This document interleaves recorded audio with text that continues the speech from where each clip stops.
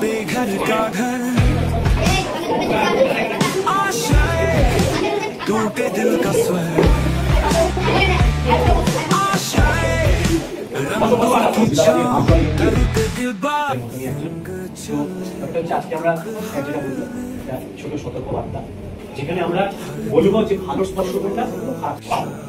আমরা তো ছোট থেকে বড় হয়েছি, আমরা ছোটবেলায় বুঝতাম না, জানতাম আমাদেরকে যে কেউ যেখানে ইচ্ছা সেখানে শুয়ে যেতাম, আমরা বুঝতাম, কনফিউজ থাকতাম কি করছে কি করছে না।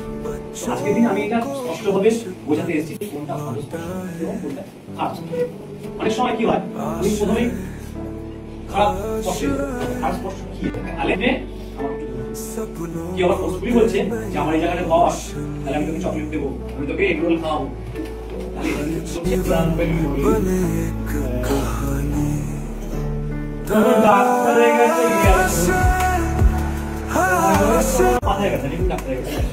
ডাক্তারবাবু তোমার মাথা চেক না করে তোমার কি শুনছি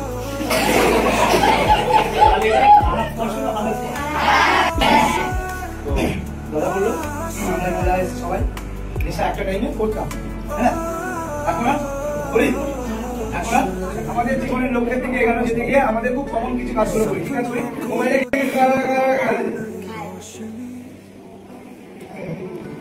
বলছে মোবাইলে গেম আপ করতাম না,